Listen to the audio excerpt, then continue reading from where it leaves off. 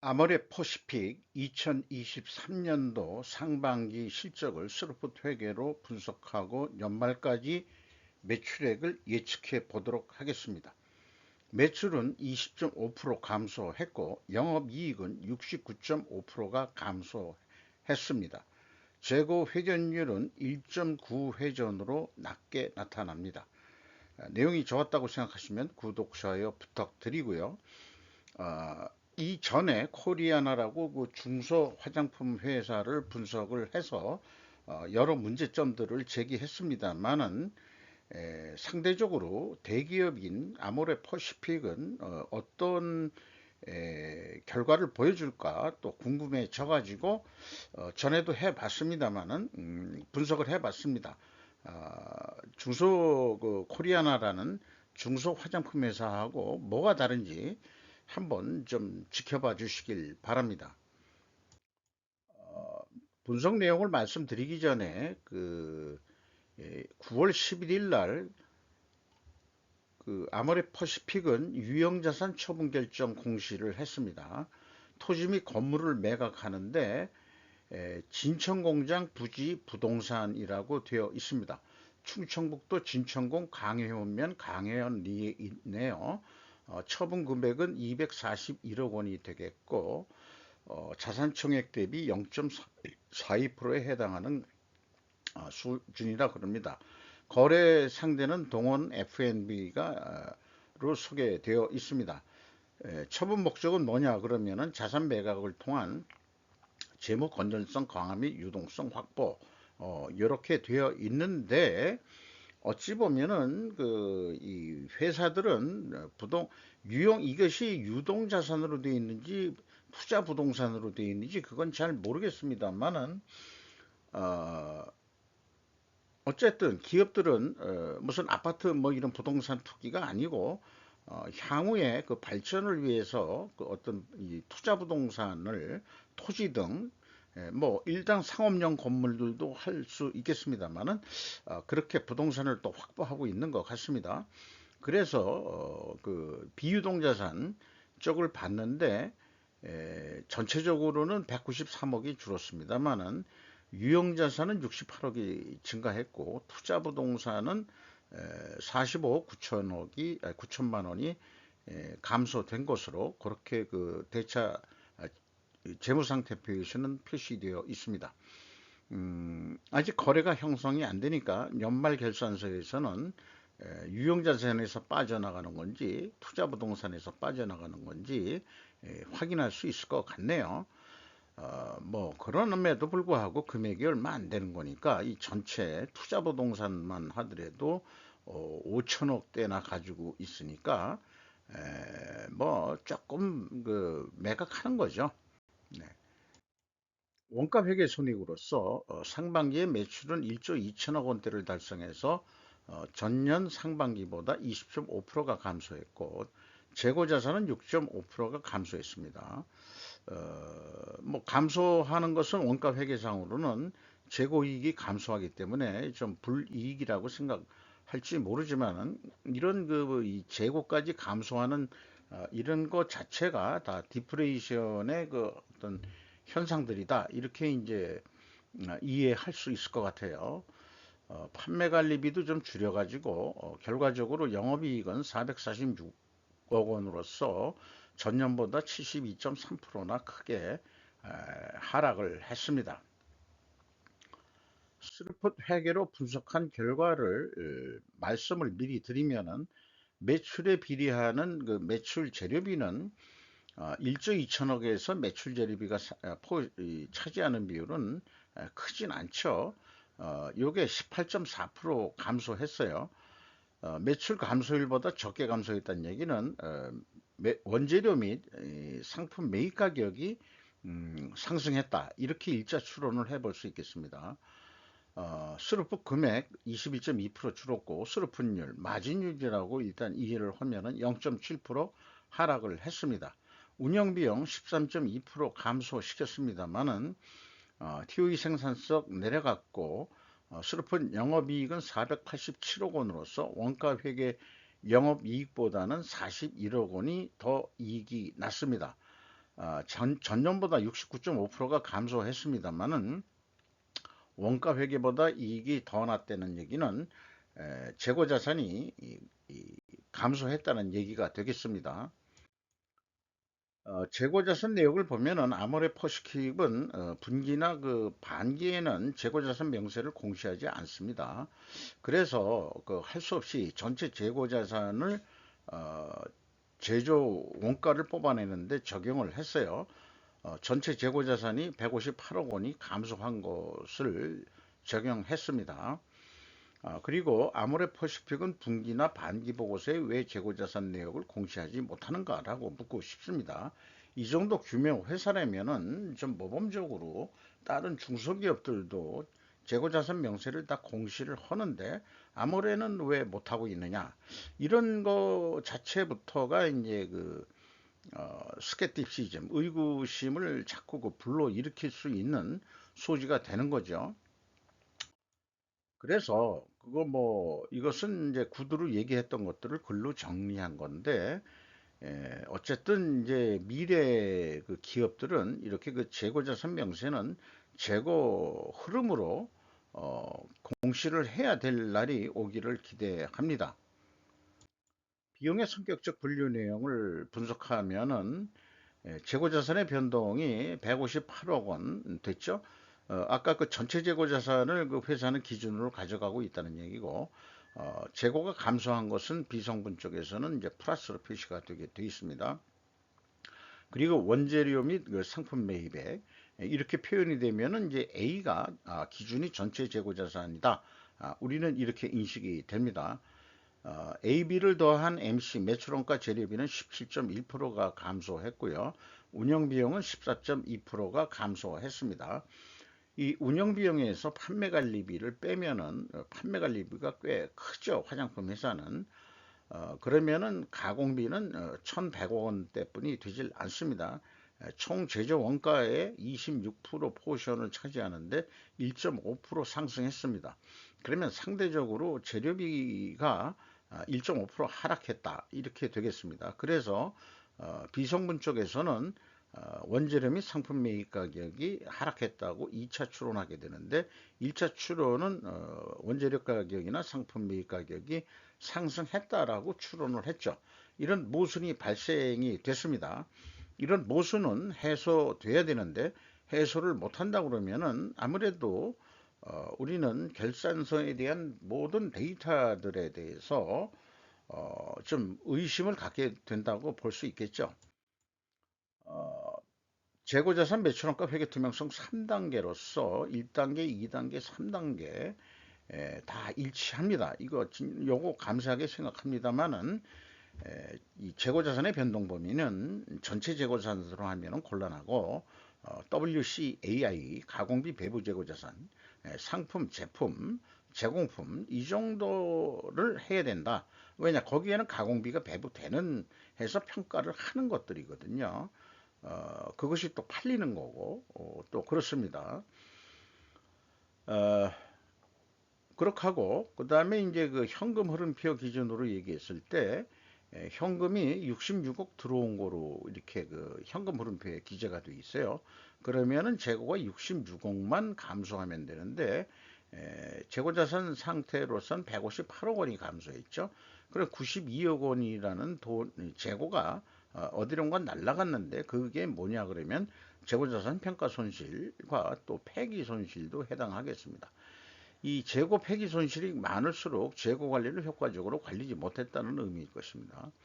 이 92억 중에서 평가 손실보다도 폐기 손실이 꽤 많은데 포션이 만약에 진짜 이거를 그 현금으로 생각을 만약이 아니고 현금으로 생각해야죠. 생각하면은 92억 원이라는 돈이 어디 그 동네에 그 껌값 이름도 아니고 이런 것만 전략을 해도 폐기 손실이 안 나오게끔 재고를 잘 관리만 해도 돈을 번다. 이렇게 얘기할 수 있지 않을까 합니다. 운영비용에서 인건비가 2,466억 원이 집행이 됐는데 전년보다 2.5% 감소했습니다. 그리고 직원 수가 무려 261명이 감원이 됐습니다. 대신 평균 임금은 2.5% 상승한 거로 되어 있어요. 아직 1억이 넘지는 않네요. 그리고 유통수수료는 27%가 감소했고, 지급수수료는 5.8% 감소했고, 광고 선전비 및 판촉비는 2.9%가 감소를 했습니다. 이런 것들이 디프레이션의 상징은 직원 해고인가라고 좀 이렇게 질문을 해보고 싶고, 차라리 직원은 유지하고 임금을 삭감하는 것은 어떠하실지라고 또 생각해 볼 수 있는 거 아니냐. 진짜 요즘에 경기가 안 좋아서 아무래도 아무래도 중국에 의존하다 보니까 이제 중국의 의존도를 좀 떨쳐내야 되는데 음, 계속 그 매출이 감소하면은 직원도 감소시킬 것 같아요. 해고시킬 것 같습니다. 살아남은 자들도 언제 해고될지 모르는 상황이 연속될 것 같은 이런 상황에서는 직원들이 사기가 북돋아질 수 있느냐 하면은 글쎄요. 또 뭐 살던 대로 살겠지 하고 하다가 아이 그 잘리면은 아이 내가 재수 없었어 그렇게 끝나야 되는 게 인생인 건지 이 디프레이션 시대 때는 이런 이 직장인들의 고난의 시대가 된다 이거죠. 그래서 일본하고 자꾸 비교를 해보는데 임금은 못 올려주더라도 이건 조금이라도 올려줬잖아요. 어떤 경우에는 낮추더라도 그냥 해고 안 하고 우리가 같이 고생하자. 어떤 그 페밀리즘의 정신을 가지고 일본은 한 30년 정도 버텼다. 라고도 읽히게 됩니다.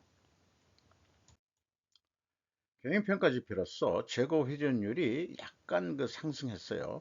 그리고 슬럼프율은 떨어졌습니다. 0.7%.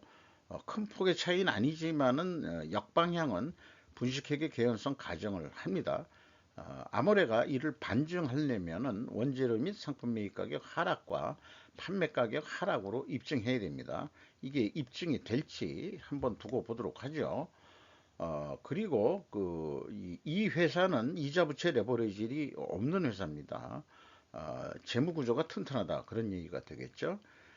그리고 투하자본 이익률은 2.3%가 하락을 했고 참고적으로 매번 매입 채권 회전율과 매입 채무 회전율도 비교를 하는데 매출 채권 회전율만 아모레의 경우 좀 소개를 해 드리는데 3.8회전이거든요. 그러면은 6개월에 3.8회전 했는데 재고는 1.9회전뿐이 안 했죠. 이 수금 속도는 그 재고 회전율에 비해서 두 배가 딱 됩니다.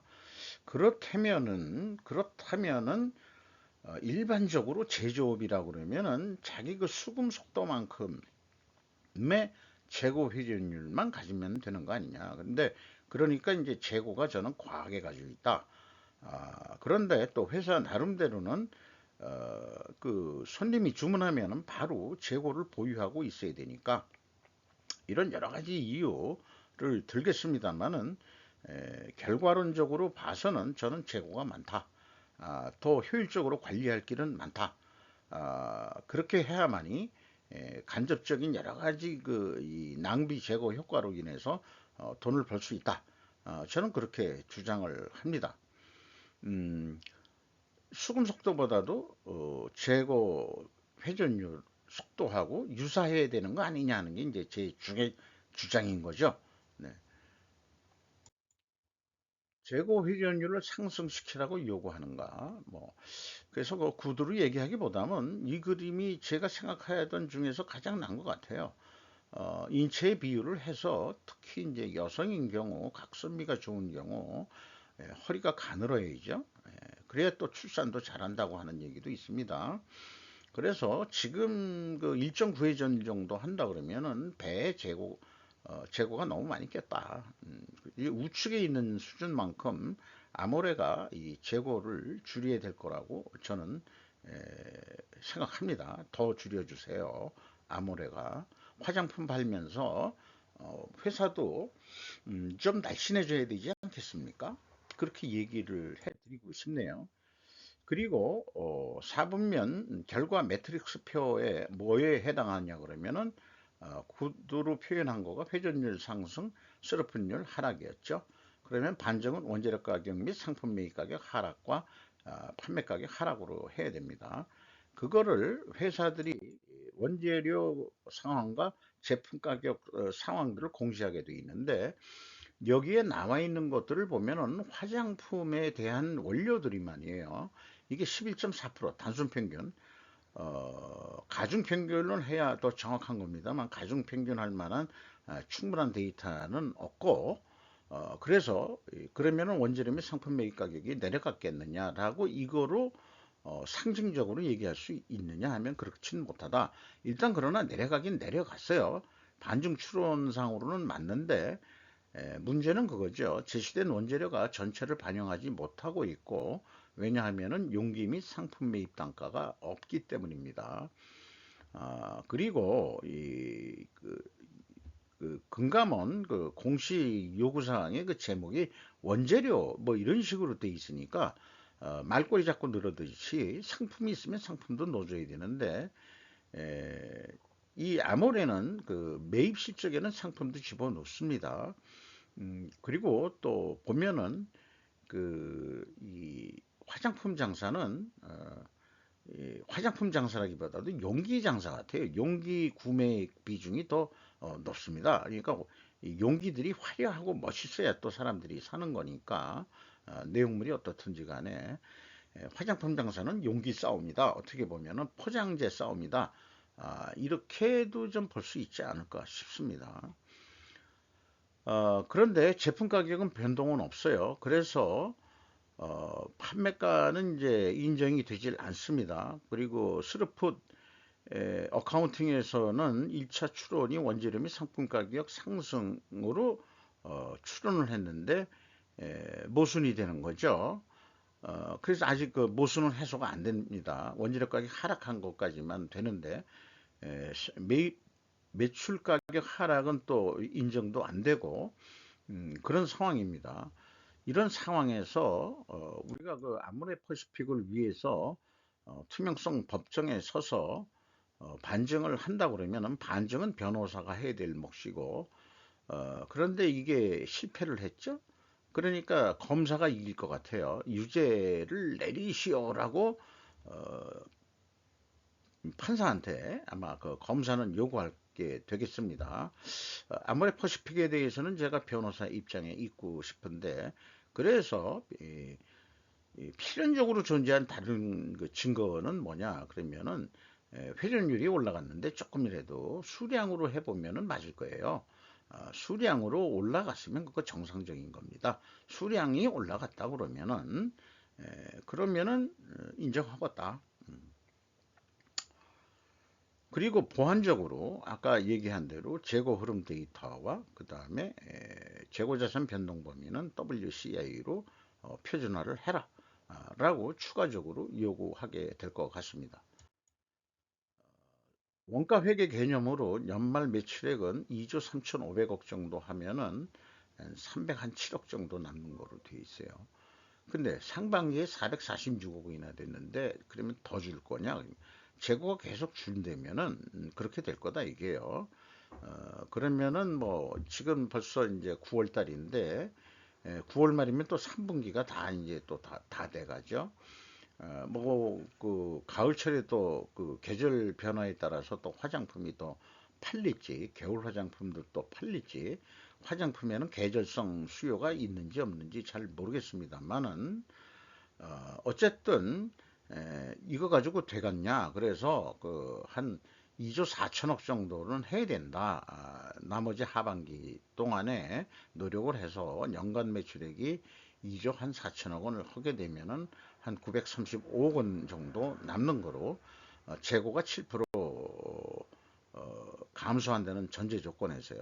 그런데 거꾸로 매출 노력을 안 하고 재고만 7% 증가해도 매출 노력을 안 해도 한 614억 정도는 이익이 남는 거로 그렇게 예상이 됩니다.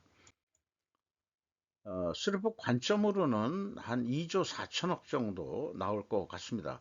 그 경우에 영업이익은 721억 원이고요. 거기다가 좀 더 욕심을 내서 재고 회전율을 4회전, 6회전 정도 하면 딱 좋을 것 같은데, 매출 채권 회전율 속도만큼 해주면은 매출이 2조 한 뭐 4조 7,800 아니 2조 4,788억 정도 해도 영업이익은 급격히 1,295억 원까지 올라갈 수 있다.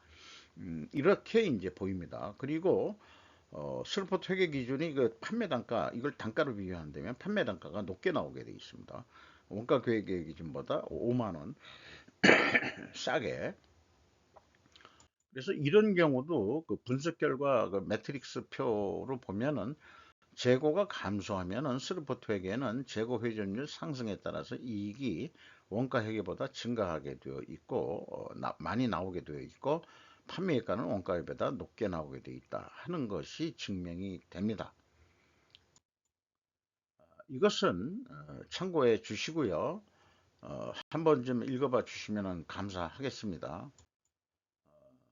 주가는 12만 7,700원으로서 연초보다 9,800원이 하락했어요. 장부 가격 181%로 그 하락을 했습니다. 그 다음에 그 5% 이상 주주명을 보면은 여기 나와 있고요.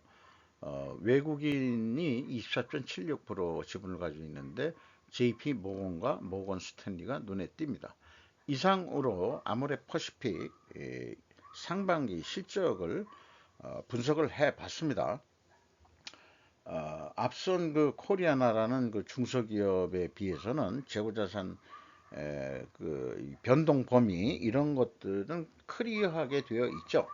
재고자산 변동 범위를 전체 재고자산으로 가져가고 있지만 도저히 코리아나는 한두 번 그 분석을 해 봤는데 외부에서는 재고자산 변동 금액이 왜 그렇게 큰지 재고자산 명세로서 남들은 다 그 재고자산 명세의 그 증감액하고 일치를 하는데 이 코리아나라는 것은 이상하게 하는데도 이 회계감사 법인의 이 외부 감사를 다 패스해서 오고 있단 말이죠. 그 도대체 무슨 조화냐 제 얘기는 그거예요. 뭐가 그런 게 있냐 세상에 이런 생각인데 아모레 퍼시픽 같은 거를 보더라도 그러면은 뭐 아모레 퍼시픽도 뭐 완벽하게 그 회계 투명성에 대해서는 간접적인 추론이나 뭐 이런 거로 또 클리어하진 않습니다만은 그 작은 그 기업이 그건 해도 너무했다. 재고자산의 변동에서 그런 거를 또 떨치질 못하네요. 그런 것이 저는 끝내 그 미결의 숙제로 남습니다. 그런 거에 대해서 저는 호기심이 나고 또 그런 거를 그 밝혀내야만이 뭔가 그 잘못된 것을 바로잡고 개선할 수 있는 그런 포인트라고 생각을 하니까 더더욱 그렇습니다. 이상 마치도록 하겠습니다.